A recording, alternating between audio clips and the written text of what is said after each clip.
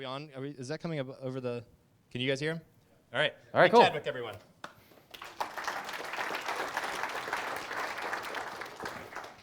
Hi, my name's Nick. As Matt touched on, I've been doing live video for a while. When I first came out to the States, I was doing like ultra low latency video game streaming, live video. And when this WebRTC thing started happening, I was like, okay, cool. But now it's kind of a thing. And then when I first started trying to build demo projects with it, I was expecting it to be kind of like RTMP. I know RTMP, kind of love RTMP, kind of hate RTMP. But also, there's like a bit stream, and there's a crappy-ish spec, but at least there's a spec, and you read it, and you implemented it, and now you're doing RTMP. And I expected that WebRTC would kind of be like that. No, not even a little bit. WebRTC is a whole different beast. Today, what I'm going to try and give you is an overview of some of the actual RFCs that form the WebRTC bitstream specification that's used by web browsers for this cross-platform communication. Hopefully, we're going to go a little deep into some RFCs. I'm going to try and sort of gloss over some of the details, but one of the things that I'm really interested in is WebRTC's approach, which has been go and find the best stuff that everyone else has been doing for the past 20 years, take the stuff that works and turn that into a specification. It's an awesome approach, but it's also a really complex approach. So let's dive in. So first of all, what is WebRTC? It's a free open project, and its mission is to enable real-time communications, what that means is audio, video, and data channel communications between people wherever they are. There's basically two different parts of it. There's WebRTC, the browser specification, and there's a W3C standard that just hit 1.0 for the JavaScript side of things. Then there's RTC Web, which is the IETF's working group for actually building the protocol parts of WebRTC, and it's that side of things that I'm going to be focusing on today. RTC Web is responsible for coming out with a whole bunch of different RFCs that combined create WebRTC, the specification. And there's a few drafts of different kinds in process. Some of these are making their way through to being specifications. Some of these are just kind of best practices or outlines, informative documents. But first, let's start with the peer-to-peer problem. What do I mean by the peer-to-peer problem? Well, when you have two different people wanting to make a video call, odds are they're at home, and odds are they're behind a router. They've got a router from their cable company, and that router is actually doing something kind of magical.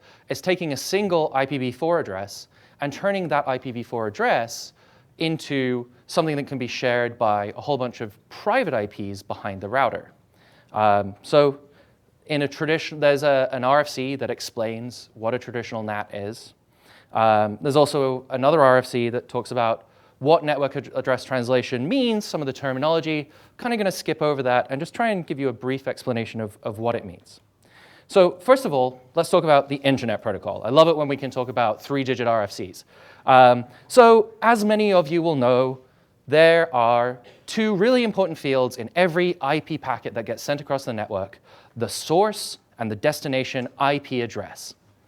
Also, with both TCP and UDP, because just sending a stream of packets to another machine on the internet isn't quite the right level of abstraction, they both add as their first two fields a source port and a destination port, so that we can multiplex multiple logical connections over the same kind of communications channel. Okay, so what does network address translation actually mean? What it means is that every single IP packet that you send out to the internet is being tampered with by your router. Imagine you're trying to connect to google.com in this imaginary example. Alice sends a packet from her machine, and she has a private source IP address. You can't send a packet from the internet out to that IP address. So what your router does is, before sending that packet on its merry way off to the global internet, it tampers with it. It gives it its own public IP address and usually some different port, sends it along, and then when the response comes back, its destination is set as your router with that same port. Your router then tampers with that packet again before forwarding it to, in this case, Alice's machine with the right source address, the same destination address that Alice put in her source at the start. Okay, so to do this, your router needs to maintain a mapping of every active flow out to the internet so that it can remember where to send these packets when the answer packets come back, which leads to the peer-to-peer problem. If I'm behind a NAT and you're behind a NAT, we have a chicken-egg problem. I could send a packet to your public IP address, and that would set up a mapping with my router, no worries. But it wouldn't get through to you because your router hasn't been set up yet. Likewise, you could send a packet to me, but unless we manage this dance of sending packets through at exactly the same time, some of these packets just aren't going to get through. But there is still a way to create this connection, which is we kind of do a three-way handshake. I send a packet that doesn't work to you. You send a packet to me, and I receive it because I set up the mapping in my network address translation unit or my router. And now I send a packet back to you, which will hopefully this time work, saying, hey, I got a packet from you. And then we can now use this connection to send useful data back and forth to each other. So there are two problems here that we need to solve. The first is, in software, on my machine, I need to figure out what my public IP address is. I could open up my router config and maybe copy-paste out the address, but doing that every time I want to make a video call isn't exactly a great user experience. The other problem is we need some mechanism of negotiating that chicken-egg problem in a way that's going to be somewhat reliable. So to solve the first problem and a little bit of the second, we have STUN, Session Traversal Utilities for NAT. So this lets us determine our own IP address so we can then share it with a friend. But that's not quite enough. Instead, ICE specifies an actual protocol for doing this end-to-end negotiation of network address traversal. So this is the first thing you're going to run into when you're building anything on WebRTC. STUN gives you potential candidates for both parties that might work for establishing a peer-to-peer connection. ICE then specifies a formal way of ordering those candidates and testing out to solve that chicken-egg problem so that we can try and create this connection. OK, sometimes, though, it just doesn't work. And for that, we have turn, which is an extension of TUN, which is basically just give up and go through some server we know we can both talk to in the middle, except there's a formal way of defining what that server actually means and what it does. OK, so when this fails is kind of interesting. Basically, there are some RFCs out there saying, hey, people building network address translation units, please stop breaking the internet. Here is how a good NAT should behave. Developing NATs that meet this behavioral standard greatly increases the chance that applications will function properly.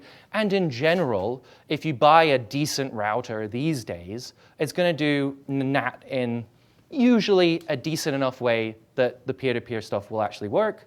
But then you can also run into issues with corporate networks that have firewalls that are just blocking traffic anyway. So sometimes you do need that basically escape hatch. OK, so great. We've solved this peer-to-peer problem. We can connect a raw UDP socket. Now we should probably send some audio and video. And to do that, well, there is the Transport Protocol for Real-Time Applications, first published in 1996, but then later updated. Let's just go through that briefly. I prepared a very brief video, just scrolling through this, just to give you an idea of what we're working with. It's relatively straightforward. OK, we're at page 99 of 101. This is just some of the normative references now. Good. Everybody get that? Great. OK, so what is RTP? Seriously. This RFC actually specifies two protocols over the wire. The first is, funnily enough, RTP. RTP is a header format for sending audio-video packets over UDP over a network.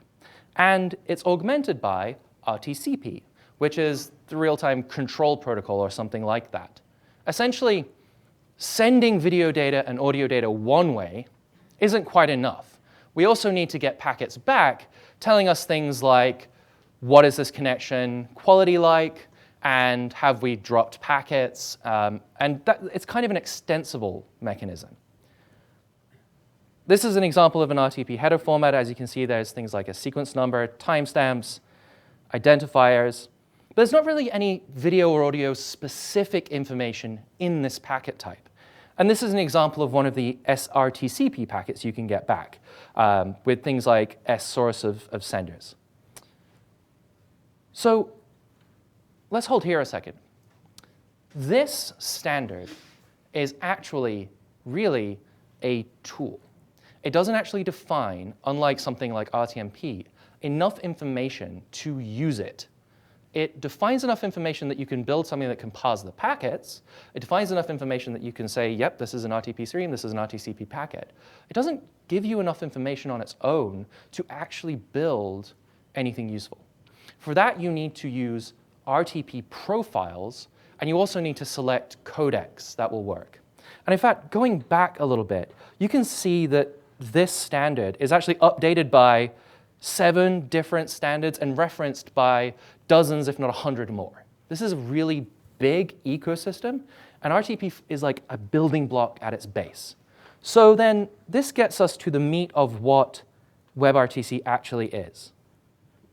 This is a document that the WebRTC has put out, that WebRTC Working Group has put out, that actually specifies how are we going to use RTP and how are we going to transport media over it. Basically, it defines the baseline of RTP, and it also defines all of the different features. And there's a really great quote in this, which is basically this builds on the past 20 years of RTP development to mandate the use of extensions that have shown widespread utility while still remaining compatible with the wide installed base of RTP implementations where possible. Basically, there are a whole bunch of people doing a whole bunch of different stuff with RTP. This document picks all the good stuff, hopefully in a way that we can kind of maintain some backwards interoperability if we have to. That's what WebRTC is. Hard decisions about what worked and what didn't from this giant ecosystem. So I was talking earlier about RTP profiles and extensions. Basically, WebRTC picks one. And this one, funnily enough, isn't even a single profile. The extended secure RTP profile for RTC-based feedback with audio video basically then just references 2 more separate profiles, one for the security, one for the video feedback. This is kind of what WebRTC really is building upon and selecting stuff that worked, whilst kind of casting aside stuff that didn't. It also needs to pick some codecs. So, as many of you may know, Opus is the best audio codec out there right now. It's better than AAC, it's better than MP3, you can just kind of say it. It doesn't have as widespread implementations in hardware, but for audio processing, we can kind of eat the CPU cost if it gets us a better audio quality. WebRTC also specifies some legacy formats like G711. These legacy formats are there basically to ease integrations with older RTP-based systems. That's a really important note, though. It has these sort of legacy codecs, but from the modern codecs, it picks one and says, this is the one we will use. And initially, it tried to do the same with VP8. It picked VP8 and said, OK, we'll use VP8. It's royalty-free. The software encoder, decoder isn't that bad, and it's sort of good enough for doing a video call. That was met with huge resistance, though, because, quite frankly, right now, H.264 has a huge, widespread base of installed devices that can encode and decode H.264. And the patent situation isn't that bad, especially compared to H.265. So now the standard says you will implement both VP8 and H.264. You can technically only do one of the two and maybe negotiate, but you're meant to do both. And in addition to this, you can negotiate as part of the WebRTC setup other codecs as well if you both support it. There's a mechanism in the initial exchange that allows you to propose new codecs, and if the other side doesn't understand them, well, it can just ignore them. So we have this RTP-based we've opened a communication channel. We've decided that we're going to send RTP over it. Now we need to secure it. So we can use DTLS because TLS doesn't work over a UDP connection. Basically, DTLS tries to take all of the good security stuff we know and love from TLS and add into explicitly the DTLS header things that are implicit about a TLS connection. Because a TLS connection always goes over TCP, you're guaranteed reliable ordering of packets, which means you can decrypt them as they come in one by one. But with UDP, you're not guaranteed delivery, and you're certainly not guaranteed reliable ordered delivery. But we still want to be able to decrypt the packets as they arrive. So DTLS provides that mechanism of decrypting the packets. And it's actually mandated to use across both the WebRTC data channels as well as the WebRTC audio-video channels, thanks NSA. And then there's extensions that are picked by WebRTC for using DTLS with RTP. Again, RTP is kind of this lowest common denominator base standard. And then it's extended by profiles like SRTP. And then there are proposals to use DTLS for SRTP. It's kind of this like giant stack with layer upon layer upon layer. But it's really just kind of picking the stuff that worked. So let's talk about data channels. So we don't just want to send audio and video. We'd also like to open a third channel that we could send either text for implementing things like a chat, or we'd like to send files and images and share them kind of if we wanted to build our own little Slack room kind of thing. So WebRTC data channels specifies how those data channels work. And actually it specifies that we'll use the string. Hang on a second. Whoa, whoa, whoa. It's not just saying, here's a protocol for putting in DTLS for putting on the wire. It's now requiring a whole new protocol, SCTP, which is then put into DTLS, which is then put on the wire. Why is that? Well, SCTP has some nice behavior, like it includes appropriate congestion avoidance behavior. And this is really a really important one. Basically, we can't just, well, you can just open up a UDP socket, and you can just pump as much data through it as you would like, but you never should, because we need congestion control. What happens when that link cannot support the data rate that you're sending through it? Now, SCTP, in its defense, also has some useful tools around being able to multiplex multiple logical channels of data with differing behaviors. You can open a channel that, say, behaves more like UDP. Send this if you can, and if I lose the packet, who cares? Or you can open an SCTP channel that behaves like TCP. Send this reliably and in order. And there's kind of a middle ground where you can say, well, I'd like the packets to get there, but also if the other side could receive packets out of order as they arrive, that'd be great too. So SCTP has this really flexible toolkit inside of it. But it's the congestion avoidance that we need to dive into a little more. Basically, again, love those 3-digit RFCs. This is a historic RFC from 1984 explaining how IP gateways are vulnerable to a phenomenon we call congestion collapse. Basically, if you open a raw UDP socket and you just send as much data as you like, what can happen is routers and gateways over the internet can saturate. And unless we use exponential backoff, which is one of the TCP congestion control mechanisms, we get into a stable place where the bandwidth available across the gateway dries to like a dribble, goes down to like kilobits per second, and never ever recovers. Everything in the network is sort of constantly filling up the buffers, dumping the buffers, and the effective bit rate just vanishes. So we need congestion control, and we don't want to build a protocol built into web browsers that requires every JavaScript developer, whoever uses it, to pinky swear they will implement their own rate control effectively. That's probably going to just break the internet. We'd have to give up on it. So instead, we need that. And there's actually a really cool RFC on this as well, called the TCP-friendly rate control protocol specification. This is an update to an older specification. But this was originally designed for controlling the bandwidth of a UDP connection such that it doesn't necessarily have the same behavior as a TCP connection would. When it hits congestion, it immediately dips the bandwidth. Especially when you're doing things like audio-video, immediately halving the bandwidth causes horrible, grainy popping in your stream, and is really, really noticeable by users. But we still don't want to break the internet. So TCP-friendly it's kind of more like TCP acquaintances, just kind of is a way, an algorithm that if you implement it, you're going to get a smoother stream than you would if you were using a TCP connection, but you're also going to avoid congestion in the right way by multiplying down and backing off when you get loss on your network. And there's a very cool equation, very simple. I'm sure everybody understands it. I sure do. But it basically makes it more suitable for applications such as streaming media. And we need to implement this in our WebRTC applications. And we need to implement that in our RTP2. I skipped over that earlier. But this is one of the things that the RTCP protocol lets us do. Build in rate control and understand what's going on the wire. We might not be in TCP land, but we still need to have some way of dealing with packet loss. And that's the challenge of UDP.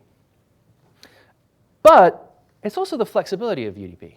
One of the things I glossed over earlier was why are we using UDP in the first place? Why can't we just open a peer-to-peer TCP stream? And this is the reason. The reason is we get more power out of UDP, and we get to decide what we want to do when we have packet loss over the network. So the first technique is kind of very TCP-esque. Hey, I didn't receive a packet. Please resend it. But we can also do some other cool stuff as well. 3 really cool techniques are forward error correction. We can request entirely new keyframes. And we can also do reference frame or slice invalidation.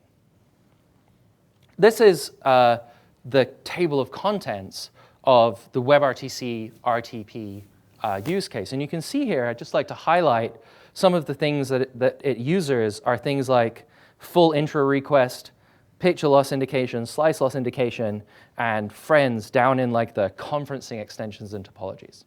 Now I'm going to dive into forward error correction in a second because that's really cool and interesting. But one of the things I'd like to go over is that full intro request first. What does that let us do? Basically, it lets us from a server side say, I have lost a bunch of frames and I can no longer decode video. So you can send this packet instead of negative acknowledgements, basically saying, hey, don't bother resending that old data. That old data is dead to me. I've lost too much. I don't want you to try like dipping your quality and resending. I'd like to stay real time because we're having a conversation here. But the video I'm decoding right now is all corrupt. So please could you send an entirely new keyframe and just start again from a place that I can decode from. Then the picture loss indication is similar, but a little different. What picture loss lets you do is build in what's called reference frame invalidation. So if you're using a protocol, a codec like H.264, if you go all the way up to like level 5, you can get a full 16 reference frames. So you can imagine that 16 reference frames over a 30 FPS stream is over 500 milliseconds of reference frames that you have. Now, if you have a round trip time of, say, 200 milliseconds, 100 milliseconds, and you lose a packet, you can send a picture loss indication saying, hey, I didn't get that frame. What your encoder can then do is, rather than having to send an entirely new reference frame, it can invalidate the reference frames it knows are now corrupt. There's still data on the wire that you should probably try to decode and show the user something. You'll show them some corruption. But then your encoder is going to start back from older reference frames. And those, even though they're not full keyframes, it will magically fix all the corruption that you've shown the user, which is really cool. Forward error correction is also really cool. And WebRTC suggests forward error correction. Exactly what kind of forward error correction and how it's built into a WebRTC is still a little bit up in the air. There's kind of 2 different standards that are being built in WebRTC right now, and one of them is probably going to win eventually. But essentially, forward error correction allows you to send some extra data in your stream and sacrifice some of your available bit rate. But in exchange, you can just magically ignore some lost packets. Let me explain how it works. So this is a traditional sender-receiver, and we've sent 10 packets. We've received a couple of them out of order, but we've lost one. We've lost packet number 3. So traditionally, we're going to have to send a NAC back to our sender and say, hey, please resend packet number 3. Or we're going to have to deal with that lost packet somehow. We can use error concealment and other techniques. With forward error correction, we sacrifice some of our bit rate. So rather than sending packet number 10, instead we send a forward error correcting packet that is similar to kind of RAID 5. If anyone's familiar with how RAID 5 works, is you have a few different disks, and each of them takes some of its space for error correction, so that if one of your disks blows up, you can replace it and rebuild it just from the information stored on the other disks. This is similar. It uses things like Reed-Solomon erasure coding to create a packet that, in combination with 8 of the other 9 packets, can rebuild the missing packet. It's kind of magical. So this time at our receiver, we send a forward error correction packet. We sacrifice, in this case, 10% of our available bit rate. But when we lose packets, we can rebuild them from this information. And finally, we should talk about the very start of a WebRTC call. So we initially need some mechanism of communicating to our peer, hey, I'd like to start a call, and these are my available codecs, my available extensions, and I've ordered them how I'd like to use them. Our receiver can then parse that and generate an answer which picks codecs to use from that offer. That's the initial part of a WebRTC call, which is the WebRTC offer answer. And it uses SDP, which is the session description protocol. I won't go dive into exactly how that's formatted. There are guides out there. But the important part is what it's doing is saying, this is what I can do and what I would like to do. And then your answer says, of the stuff you can do, this is what I can do, and this is what we should do, and sends it back. As part of ICE, we also use SDP for sending those, hey, I think this is what my IP address port combination is, to the other side. And finally, let me just try and recap. So we have our network connection. We create this connection using ICE, which uses stun and turn to either find our IP address and make the connection, or turn to just relay around it. We then have DTLS as our security layer, which provides the same guarantees as TLS. And in fact, part of the SDP includes IDs and keys from DTLS, which are sent back and forth, but then it's negotiated down on the protocol layer to provide the same sort of strong security that TLS would. Then for our data channels, we're building on top of SCTP with a specific WebRTC data channel protocol, which is then exposed to the browser. We also then, for audio video, use RTP and RCCP, with audio powered usually by Opus and video powered by VP8 H.264, which then turns into a media source as part of a peer connection, which is then used by our browser and our applications. Thanks.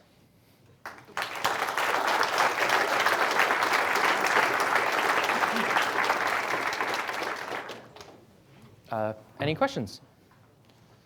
Hold on. Has anyone seen the microphone monstrosity? Aha!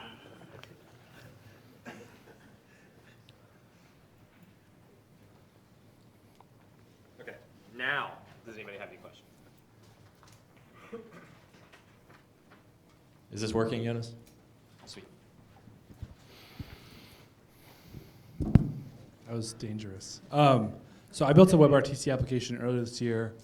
I'm a JavaScript developer, and I really had to know most of that stuff to build my application, right? Like I actually had to like mess with SDP pretty regularly to get anything to work, and then also to like define my codecs. I was basically doing string replaces in SDP, which was like felt insane. Is there any like I realized that having a text-based sort of thing is nice, but there's so much context required to get like a hello world out. Is there any effort that you're aware of? I mean, I haven't really done any research in a while to simplify any of that, or are we basically going to be like, building these gigantic text strings for the rest of our lives? Yeah, so that's a great question. I think SDP is certainly showing its age. We can imagine something, if we didn't have all of this parse stuff to build on, what we might do as web developers would be like, we'll just use JSON, parse that around. Microsoft actually has an interesting approach to this in ORTC, which is a little different, which, as far as I understand, I haven't dived into ORTC much at all. I'm just kind of using Adapter.js and kind of working over all of the platform differences that way. But as I understand it, they've kind of taken an approach that says, we're going to be more explicit about what we expose to JavaScript and less prescriptive about how you negotiate with the other side. Whereas WebRTC, like Chrome and their project, is trying to build something that can interact with older protocols more built on SIP. SDP is one of those things where it's like, it has all the features we need, and we can define documents and protocols that get everything we need from SDP. So yeah, I think what we need more than anything else is better JavaScript libraries around abstracting away what's inside the SDP so that we're dealing with kind of JavaScript objects which are then being transformed. I can definitely see that becoming part of something like an Adapter.js in future, where it becomes much, much easier to just kind of twiddle with the options that are being exposed to you by the SDP without actually needing to do string replaces. And that's actually hugely common. Even in some of the like C++ implementations, for example, things like Janus Gateway, you just see SDP examples hard-coded in strings being string replaced before being sent over the wire. So yeah, it's definitely a little tricky to parse, but it's also kind of flexible as well and kind of easy. So it's just tricky. It's kind of a non-answer. Well, there's also, if you're just interested on like the JavaScript layer, and yet the consulting firm have a few pretty cool resources like to get up and running, at least doing like simple online web calls pretty easily.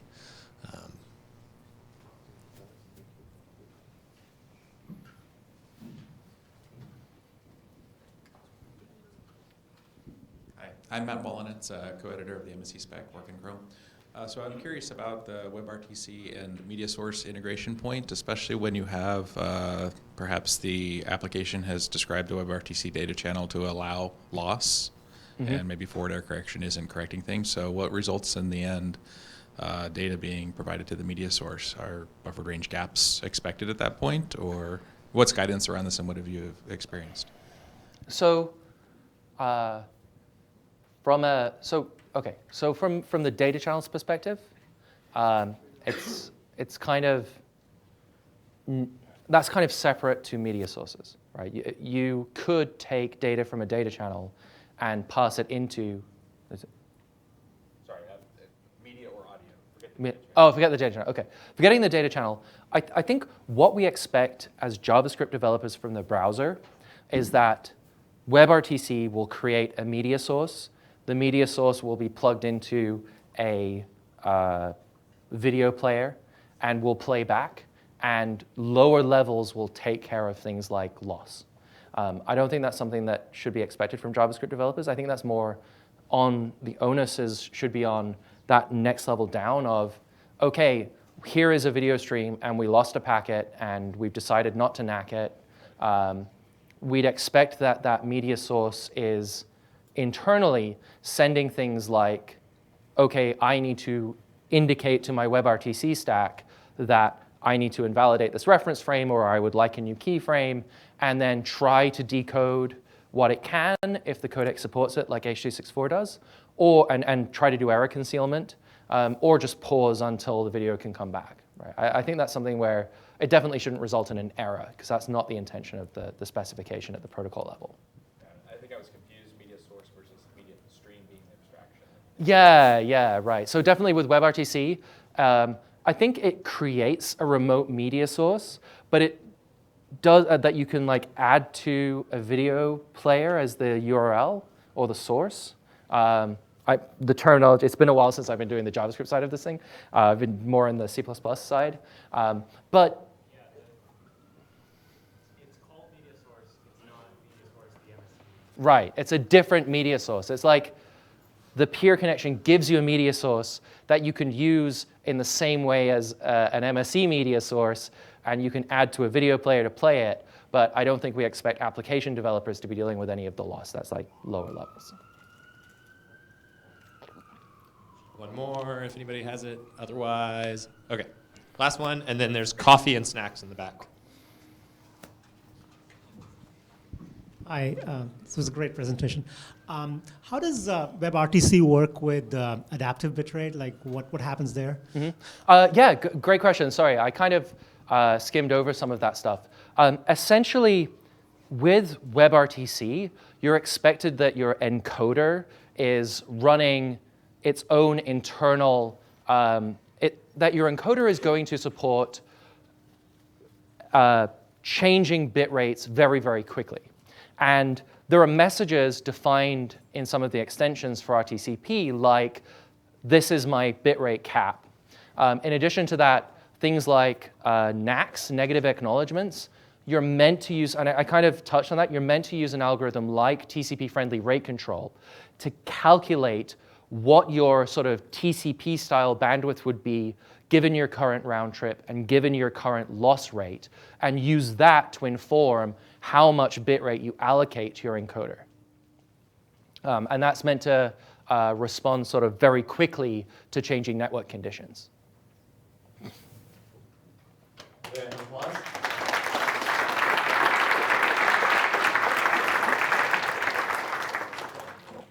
So we've got a break.